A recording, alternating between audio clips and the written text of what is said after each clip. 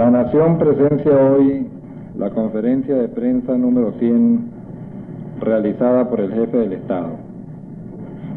Ha sido un esfuerzo sostenido para mantener en su más alto nivel el diálogo con todo el país, aparte de las otras manifestaciones de continua comunicación del jefe del Estado con todos los sectores de la vida nacional. Estas conferencias de prensa han servido de guía orientadora a toda la nación acerca de los más diversos temas y actividades que realiza el Ejecutivo y que interesan al país, con lo cual incluso la más alta política de la nación ha perdido su aire de misterio y ha ganado la sinceridad y la elementalidad suficientes para que toda la nación participe en el quehacer de su propio destino. Estas conferencias, que han llevado un alto sentido pedagógico a la vida nacional, han servido también para meter la política como un producto cultural que eleve la conciencia de todos los venezolanos. Las conferencias de prensa han tenido una gran receptividad, tanto en el país como fuera de él. En lo internacional incluso, representativos de oficinas de prensa de distintos países han llegado hasta nosotros para ver el desarrollo de estas conferencias y han salido impresionados del gran bien en que redundan para beneficio del pueblo. Hemos contado con la presencia de periodistas internacionales, no solamente de los acreditados en Venezuela, sino de aquellos que desde sus respectivos países, al visitar nuestra nación, han entendido que esta experiencia es no solo significativa para Venezuela, sino que es una experiencia aleccionante para cualquier pueblo de la tierra. Se ha mantenido la conferencia de prensa en un tono no polémico, sin eludir, sin embargo, la confrontación de pareceres, de ideas y de tesis, y sin señalar aspectos que son controvertidos para la vida venezolana.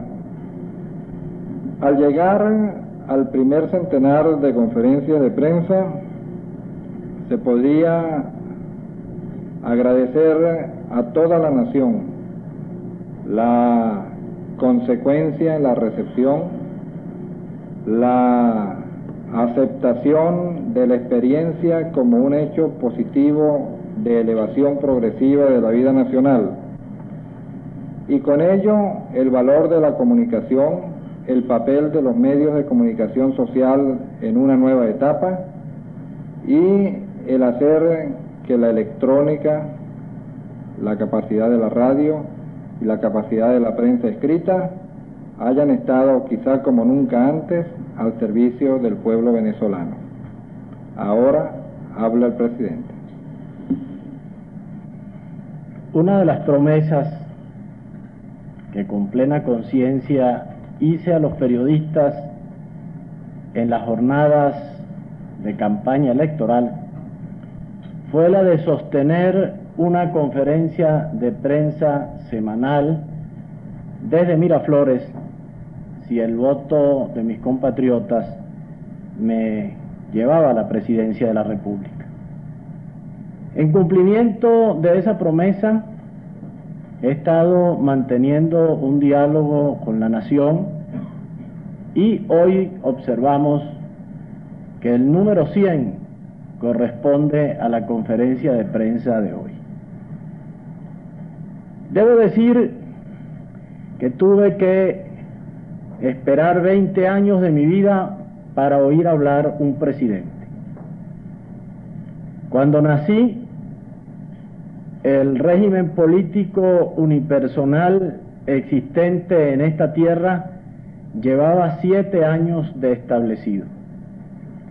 Y no puedo olvidar la emoción compartida con muchos venezolanos, experimentada en la primera vez en que las ondas de la radio transmitieron un mensaje del jefe del Estado dirigido a los venezolanos.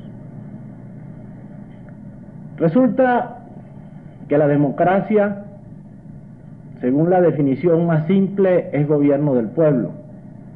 El pueblo lo integramos todos, en especial los que más sufren, los que más necesitan, pero con ellos los integrantes de todos los sectores sociales. Para que el pueblo pueda ejercer esa tarea, ha de tener conocimiento, por lo menos fundamental, de los asuntos que le conciernen.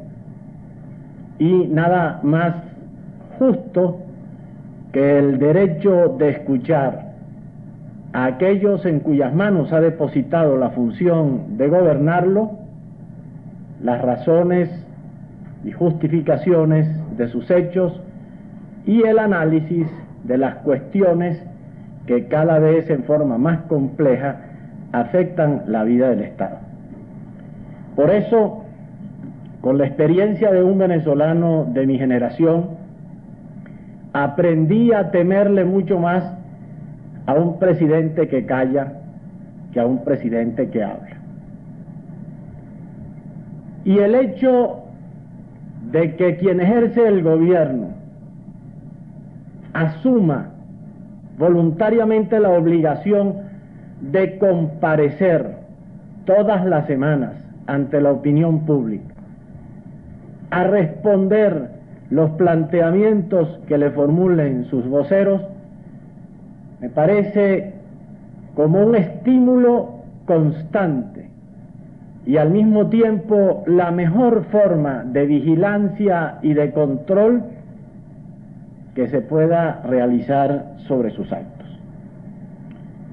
Cuando empezó esta experiencia, se tejieron muchos comentarios. Algunos consideraron que era un ensayo que no podría prevalecer. Yo tengo la impresión de que si se suprimiera esta conferencia semanal de prensa, el país lo reclamaría como sintiéndose víctima de un despojo de un derecho adquirido. Porque al fin y al cabo, cualquier venezolano cada semana puede buscar en los diarios o en los radioperiódicos o puede indagar en forma directa en los canales de la televisión qué es lo que el jefe del gobierno explica sobre lo que está ocurriendo o sobre los planteamientos que se le formulan. Y negarle este derecho sería como quitarle una participación más directa en el ejercicio mismo de la democracia.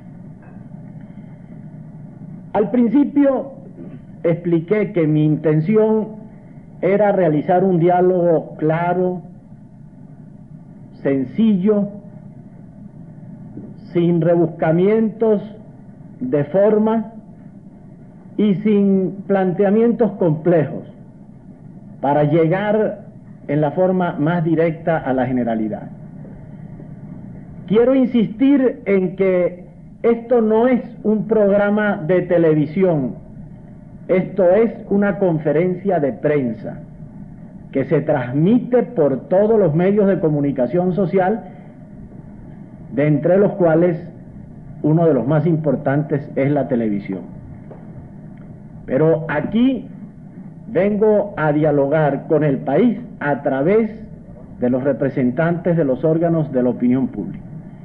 Y han sido invitados los reporteros de los diarios, revistas y demás publicaciones impresas, los reporteros de los informativos radiales y los reporteros de las estaciones de televisión, para que formulen las preguntas a través de las cuales se expresa la inquietud del país. Una de las cosas que hubo que resolver naturalmente fue la de la frecuencia de esta conferencia de prensa. Algunos decían que La frecuencia semanal era demasiado exigente, quizás demasiado arriesgada. El deseo era el de crear un hábito, el de establecer un medio eficaz de comunicación, una periodicidad fija con un ritmo distinto, mayor al de una semana, podría resultar inconveniente. Si fuera cada 2 semanas o cada 3 o cada mes, tanto equivaldría a ello como a obligar al ciudadano a pensar si es precisamente esta semana o la anterior o la próxima aquella en la que el presidente ha prometido hablar. Mientras que en este momento saben todos mis compatriotas que los jueves por la televisión o por la radio y los viernes en las columnas de la prensa pueden encontrar mis explicaciones expuestas en la forma más diáfana posible y con la mejor buena fe acerca de los problemas del gobierno, que en general no son problemas específicos suyos, sino que son problemas de todos los venezolanos. Si se realizara una aparición ocasional ante la radio, ello supondría siempre una expectativa especial. Crearía tal vez o produciría un impacto mayor, pero estaría siempre preguntándose el venezolano común y corriente por qué va a hablar específicamente en este momento el presidente, de qué magnitud o gravedad será la situación que enfrenta para hacer uso de este medio extraordinario de comunicación, y ello provocaría un estado de ánimo que no es el que he tratado de lograr a través de este diálogo de prensa. Me pareció que en vez de que los periodistas tuvieran que ir cazando al presidente en un corredor de Miraflores al pasar de un salón a otro, o a las puertas de un local público donde fue a asistir a un determinado acto, para que le responda precipitadamente sobre algún asunto que se le plantea y que por lo general no tiene tiempo ni oportunidad favorable para explicar en ese instante, era mucho más conveniente y sano para el funcionamiento del Estado, para la marcha de la opinión pública, el que les ofreciera la oportunidad periódica y amplia de formular todas sus preguntas y de que éstas se respondieran para que llegaran en condiciones de igualdad a todos los medios, porque lo que aquí se dice se distribuye a todos los medios de comunicación y cada uno de ellos puede hacer del texto de las declaraciones el uso que juzgue conveniente. Hay algo más. Desde el primer momento una decisión categórica en el sentido de rechazar la transmisión simultánea por todos los medios de televisión o de radio, es decir, la presentación de la conferencia de prensa en cadena de radioemisoras y televisoras. Yo no quiero una audiencia cautiva. Las estaciones transmiten lo que aquí digo a la hora que ellas mismas escogen y el televidente es libre de abrir ese canal o de cambiarlo a otro, porque no deseo que el mensaje que pueda hacerles llegar vaya envuelto dentro de una coactividad que puede más bien crear una cierta repugnancia. Debo decir aquí que si esta conferencia de prensa ha podido establecerse de una manera regular y ya llegar hoy al número de 100 en un lapso poco mayor de 2 años, ello lo debo especialmente a la receptividad de los medios de comunicación social. Los diarios más importantes de Venezuela han considerado un deber para con sus lectores transmitir en forma muy amplia las declaraciones que aquí formulo. La medida en que lo hagan depende de la importancia que ellos le atribuyan y sobre todo del reconocimiento que en esa publicación ellos consideren se vean envueltos frente a sus lectores. Las estaciones televisoras han hecho esfuerzos para vencer las dificultades técnicas en esta transmisión. Cada una de las conferencias de prensa va siendo transmitida o recogida en forma directa por cada uno de los 3 canales comerciales, los que a su vez facilitan este servicio a la televisora del Estado y a las demás televisoras. Y lo han hecho como era justo, como era lógico, en forma enteramente gratuita. Aquí a ninguna televisora se le ha pagado un bolívar por este servicio, que es un servicio público que están prestando a la comunidad y al mismo tiempo un acto de consideración que mucho aprecio para mi condición de jefe de Estado. Tengo pues que manifestarle a los diarios, a las estaciones radioemisoras y a las estaciones televisoras mi reconocimiento y mi gratitud por esta colaboración que ha sido fundamental, porque sin ella el diálogo no tendría significación. Y de manera también muy señalada, quiero expresar mi reconocimiento a los reporteros de la prensa escrita, de la prensa hablada o de la prensa televisada.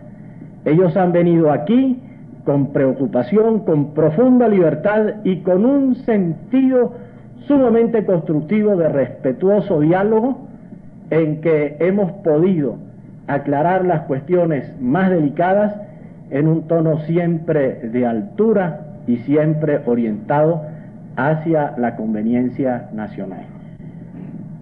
Pienso que me puedo ufanar de no haber usado nunca un calificativo de ofensa hacia ningún venezolano ni hacia ningún sector, de haber eludido toda posición polémica sin haber callado mi opinión, mi punto de vista en aquellos casos en que lo he considerado necesario frente a las cuestiones más candentes, porque al fin y al cabo no tendría tampoco sentido que yo hablara aquí simplemente para leer un resumen de lo dispuesto en el Consejo de Ministros. Para eso el país no tendría por qué poner su interés en mis declaraciones. Pero dentro de ese diálogo pienso que hemos contribuido, los diarios, las televisoras, las radioemisoras, los periodistas y yo, al fortalecimiento de la democracia en Venezuela. Hemos afirmado muchas veces que la democracia no puede consistir en el simple hecho de que cada 5 años a los electores los llamen para que escoja entre varias listas de candidatos que se le presentan para que manifieste su preferencia. La democracia significa la preocupación constante de todo el pueblo en los asuntos que le conciernen. Y para eso tiene que adentrarse en el análisis de las situaciones, de las contingencias, de las dificultades y en este sentido en la apreciación de la voluntad que se pone para encauzar la solución de sus problemas.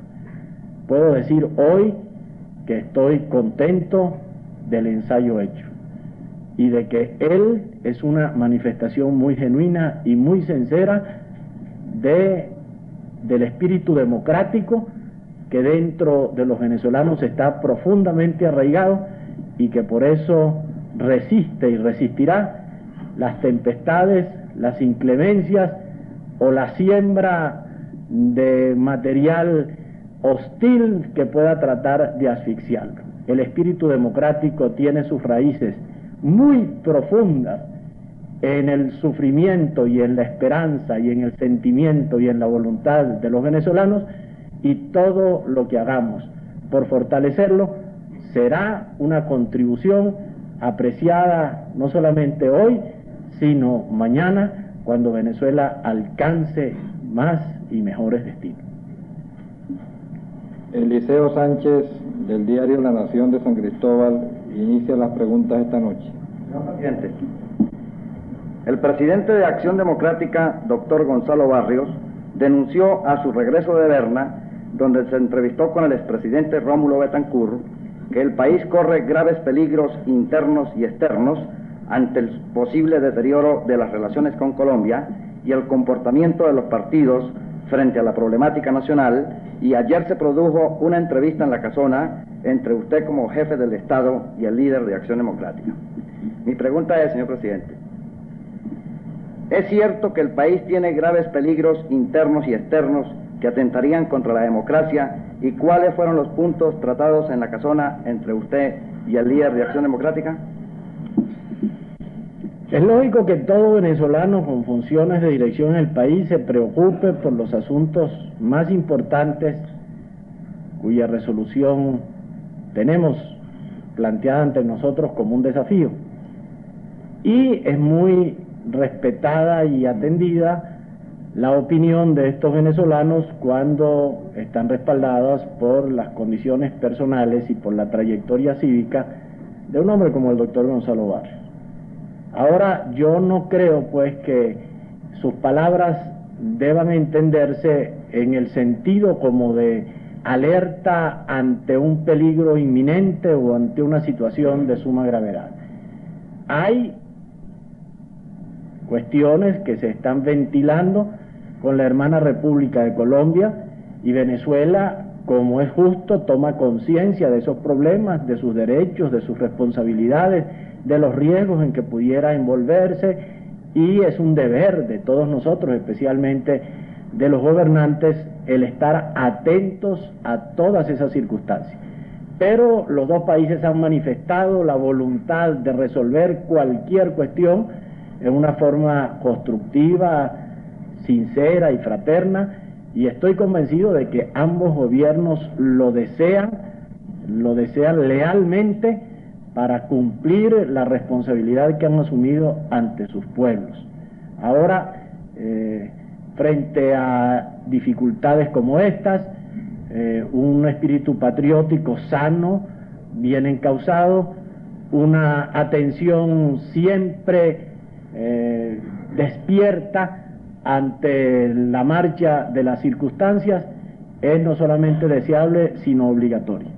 Y el que se señale que debemos encauzar los esfuerzos de la nación hacia una solución satisfactoria de estos asuntos constituye sin duda una contribución para la felicidad y el bienestar de nuestro país, tanto como del país hermano. En cuanto a la situación interna, creo que la advertencia del doctor Barrios es muy conveniente y saludable. Debemos recordar en todo instante que los partidos tienen el derecho y hasta el deber de confrontar sus tesis con pasión, con energía, con énfasis, pero que nunca en su confrontación pueden olvidar los aspectos fundamentales de consenso, las coincidencias que el país reclama y que no constituyen una concesión gratuita de una parte o de la otra, sino una retribución a la confianza que sectores numérica y desde el punto de vista específico representativas de partes importantes de la vida nacional han puesto en sus manos. Si un partido ha recibido la confianza de centenares de miles de venezolanos para que ejerza funciones en el Parlamento o en los otros órganos deliberantes, traicionaría a esa confianza si no estuviera dispuesta a encontrar coincidencias con las otras fuerzas políticas de consideración para resolver los asuntos fundamentales y para asegurar la marcha del país hacia su desarrollo y hacia su progreso. Creo pues que en este sentido también la advertencia del doctor Barrios es muy provechosa. La conversación por lo demás fue, como es frecuentemente entre nosotros, una conversación cordial entre personas que han tenido la oportunidad de conocerse y estimarse recíprocamente, que tienen puntos de vista divergentes, que los discuten con franqueza, que no aspiran a convencerse íntegramente o a unificar sus puntos de vista, pero que recuerdan que es una responsabilidad común el sostenimiento del régimen democrático. Esto de que los partidos y especialmente los que tienen mayor responsabilidad por haber cobrado mayor fuerza, se sientan y se reconozcan responsables de sostener el régimen democrático, es de mucha importancia, especialmente en los tiempos en que estamos viviendo, que no son precisamente tiempos tranquilos, en ambiente de placidez o de despreocupación, aquí ni en ningún lugar del mundo. Coromoto Álvarez, del diario Últimas Noticias. Señor presidente, según declaraciones del rector de Sola, usted habría recomendado a la Comisión Universitaria agotar los recursos del diálogo con todos los sectores de la Universidad Central de Venezuela para superar la crisis que padece esa casa de estudios. En esa misma declaración aflora una contradicción cuando el doctor de Sola anuncia nuevas expulsiones y afirma que no todos los sectores de la vida universitaria quieren conversar. Planteada la situación en esos términos, ¿cree usted que hay buenas perspectivas a través del diálogo emprendido por usted con esos sectores de la comunidad universitaria para que el alma mater reinicie sus actividades plenamente lo antes posible? Yo creo en el diálogo. Si Dios le dio al hombre la palabra, fue para que la usara. Y se la entregó como el instrumento más poderoso y más eficaz para labrarse su destino. Ahora, si el diálogo es siempre necesario y útil en una universidad, resulta casi consustancial con su modo de ser. Una universidad donde no se dialogue deja de ser una universidad, y de allí precisamente la profunda crisis que desde años atrás se venía sintiendo en la universidad en la medida en que se iban cerrando todas las posibilidades del diálogo. La experiencia vivida yo creo que abre estas posibilidades en una forma conveniente en el momento actual. No digo yo que sea fácil, pero sí digo que es posible, que es viable. Y de las entrevistas que ya he celebrado he llegado a la conclusión de que sí se puede hablar. Es necesario para ello que se parta de una premisa: el deseo de que la universidad funcione y marche, de que se abra la posibilidad de que la universidad cumpla sus funciones tan importantes para la vida del país. De esta manera, si logramos verdadera amplitud en el diálogo, aquellos sectores que sean irreductibles a la función de dialogar, o que tengan quizá por alguna razón el deseo y el propósito de que la universidad no marche, se quedarían marginados. Y marginados porque personas para ellos también muy respetables y cuyas posiciones pueden ser de una gran influencia moral, acepten, como deben aceptar, el camino del diálogo para enrumbar la vida universitaria. De manera pues que, manteniendo el ordenamiento jurídico, haciendo respetar las leyes, abriendo la posibilidad de que esas leyes se transformen a través de un amplio esfuerzo universitario y nacional en los modernos instrumentos que rijan adecuadamente la educación superior y a que todos aspiramos, abriendo pues este nuevo ciclo que permita que unos y otros planteen sus cosas de una manera franca, pero con el propósito de llegar a alguna solución. Yo pienso que podremos ofrecerle al país una etapa nueva en la vida de nuestra Universidad Central. Luis Eduardo Ramos, de Radio Continente. Señor presidente, en los últimos días usted ha venido sosteniendo conversaciones en alto nivel con representantes de partidos políticos, la economía, las Fuerzas Armadas y la universidad. Hoy quisiéramos preguntarle, ¿considera usted que estos sectores tienen firme disposición para resolver los problemas que están planteados en el ámbito nacional? ¿Y cuál es la posición del gobierno frente a los planteamientos que le habrán hecho estos sectores? Yo creo que todos los sectores que usted ha mencionado, y yo agregaría uno muy importante que por cierto ha sido muy constructivo y en relación al cual he manifestado muchas veces el testimonio de mi aprecio, que es el sector sindical. están inspirados por el firme deseo de contribuir al enrumbamiento del país. Hay puntos de vista,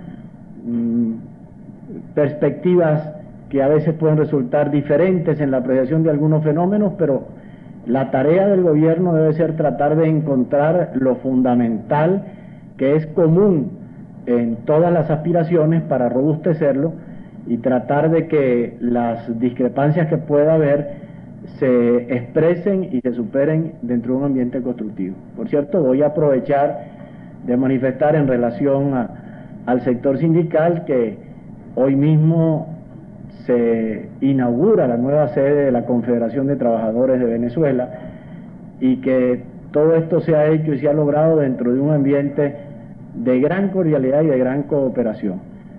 Pienso que en ese sector, lo mismo que en todos los demás sectores que integran la vida nacional, tenemos recursos muy grandes y que el país nacional, sin enfrentarlo ni separarlo del país político, sino integrándolo armoniosamente con él, tiene verdaderas posibilidades para hacer de Venezuela el gran país que estamos empeñados en hacer. Andrés Echene, del Suplemento Económico de la Cadena Capriles. Presidente Caldera, al felicitarle por su rueda de prensa número 100, permítame plantearle la siguiente inquietud del sector privado del país.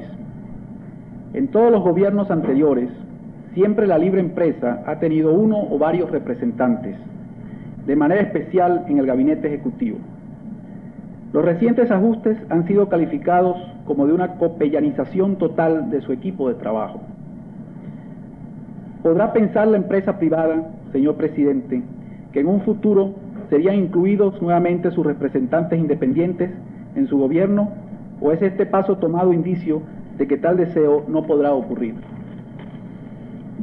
Yo no creo que entre los ministros que han dejado de desempeñar funciones en el gabinete se pueden señalar representantes, digamos, de la libre empresa como tales, sino que eran personas independientes que estaban cumpliendo finalidades de servicio al país, pero sin representar ni estar adheridos o vinculados, por lo menos a grupos económicos determinados. Ni el doctor López Luque, ni el doctor Orlando Tovar, ni el doctor Ramón Velázquez, ni anteriormente el doctor Latuf o el doctor Tarremursi, creo yo, que hayan actuado nunca ni deseado actuar como representantes de grupos económicos.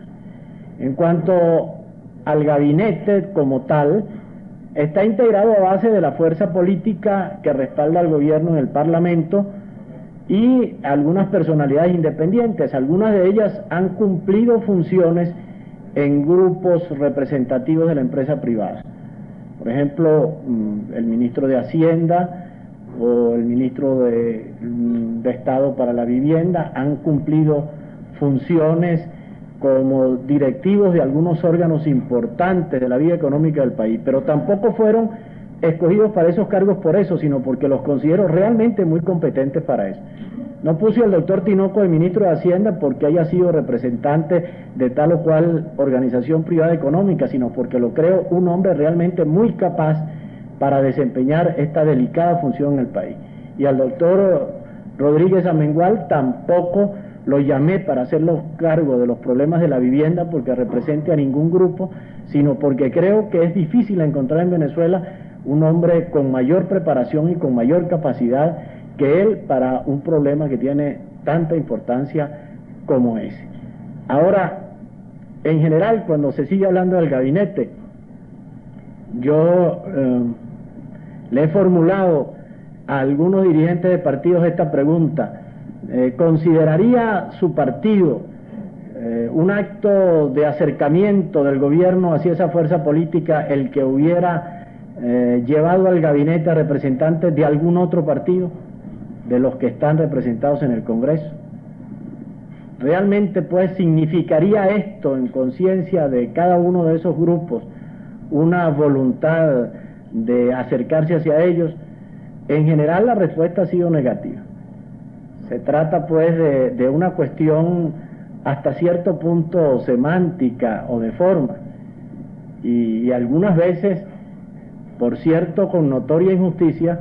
En la lucha política los ministros que más atacan son ministros independientes, por circunstancias, por razones que uno se puede explicar pero que no puede aceptar. Ministros que están cumpliendo una gran función, pero que a veces son los que llevan la más dura embestida por parte de las fuerzas políticas.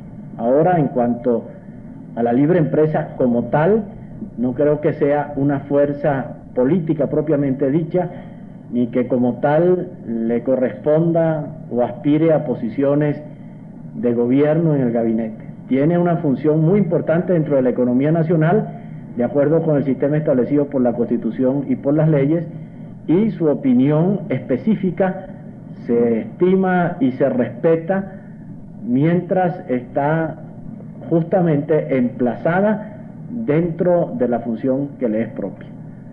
En todo caso, pues saben todos los sectores de Venezuela de mi buena y amplia disposición al respecto. Y no hablo de los sectores laborales, cuya presencia en el gabinete también sería muy deseable, en cuanto que estos sectores están mucho más identificados con los partidos políticos, y un alto dirigente sindical no podría aceptar una alta posición política en el gobierno porque su partido no lo autorizaría. Estas son circunstancias reales que existen dentro de la vida del país y que sería ingenuo ignorar. Llegó a su fin la presente conferencia de prensa. Ha hablado el presidente. Buenas noches.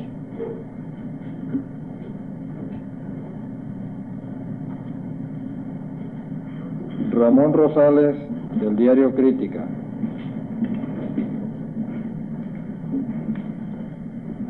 Señor presidente, el Frente Pro Defensa del Guajiro denunció recientemente que cientos de guajiros venezolanos son cedulados en las ciudades fronterizas de Colombia, Maicao y Riohacha, ciudad esta última que, por cierto, está desde algo menos de 15 días, está convertida en un cuartel.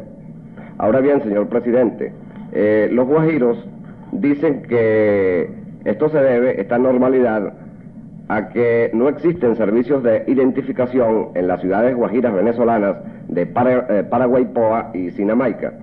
Ahora bien, ¿qué medidas tomará su gobierno para afrontar esta nueva forma de penetración colombiana? Bueno, yo diría que en este caso es una penetración a la inversa, porque si a los guajiros venezolanos los cedulan como colombianos, están más bien llevándose hacia allá a estos pobladores. Pero realmente los planteamientos de este comité se están procesando con mucho interés.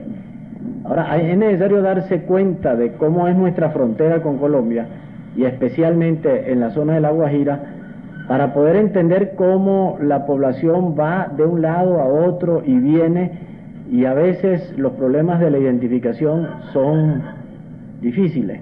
Poner grandes facilidades de identificación, por ejemplo en Paraguaypoa, significaría tal vez dar la facilidad para que un gran número de indocumentados que quieren penetrar al país se presenten allí como venezolanos y obtengan la cedulación, y entonces ingresen con violación del aparato legal, de manera que estas cosas hay que mirarlas con cuidado, admitiendo que guajiros venezolanos y guajiros colombianos son entre sí familiares, amigos, vecinos, que no existe una demarcación infranqueable de un lado hacia otro, y que desde luego nosotros tenemos que proteger y que ayudar a los que han nacido y viven en nuestro territorio, pero sin ignorar también los numerosos vínculos que tienen con los que han nacido y viven en la misma península, pero dentro del territorio de la hermana república.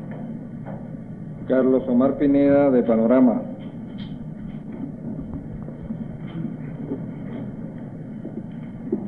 Señor presidente, deseo hacer una pregunta que ha llamado poderosamente la atención a los colegas periodistas y también de preocupación. Se trata de las declaraciones del ministro de la Defensa ofrecidas ayer aquí mismo en Miraflores, corriendo el riesgo de que me puedan llevar al banquillo del Consejo de Guerra.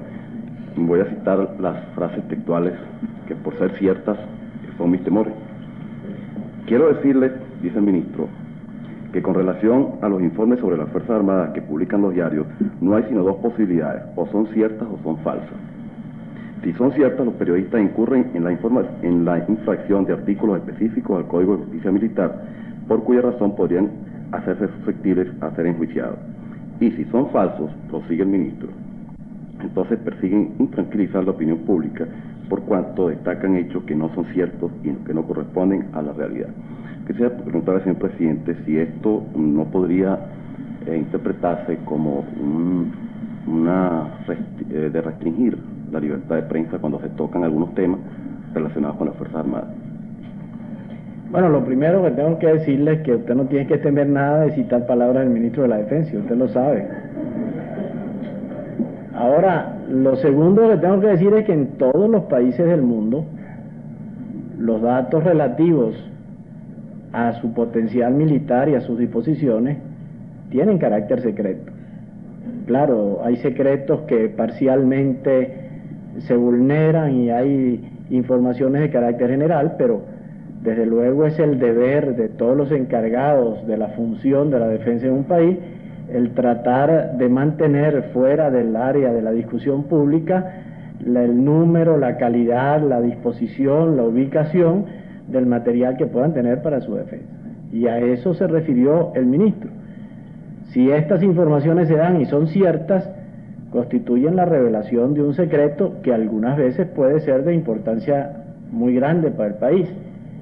Si los datos se dan y son falsos, entonces hay todo lo que va envuelto dentro del daño de una falsa información. Las leyes, el Código de Justicia Militar tiene perfectamente tipificados los hechos transgresionales que se refieren a la cuestión de las Fuerzas Armadas y establece un foro especial. Y yo creo realmente que es sensato que el país piense que así como es saludable desde el punto de vista democrático que las cosas militares no estén segregadas a la vida y a las preocupaciones de los ciudadanos, que el ministro de la Defensa asista a programas de opinión y hable con los periodistas y concurra a las comisiones del Congreso, también es saludable que no se ejerza permanentemente una función en relación a las Fuerzas Armadas que a veces tiene una de estas dos finalidades: o las de halagarlas intencionadamente para tratar de invitarlas al ejercicio de funciones que desbordan su propia índole, o el de irritarlas y ofenderlas y difamarlas también de una manera sistemática, lo que constituye un daño para una institución que tiene su naturaleza especial, al mismo tiempo que un inconveniente permanente para la marcha del país. De manera que en este sentido, la lectura y estudio de las leyes vigentes y existentes dentro de nuestro ordenamiento democrático en relación a las Fuerzas Armadas es algo conveniente y saludable, y que por tanto quienes están en comunicación continua con la opinión pública no deberían menospreciar. Nicolás Rondón Nucete, del Universal.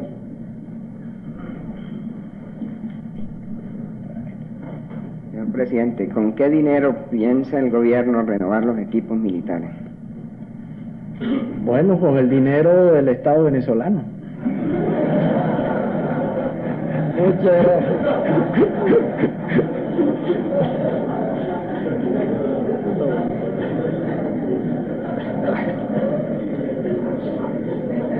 Quedan invitados todos los presentes a pasar al salón del lado para un brindis del día de hoy.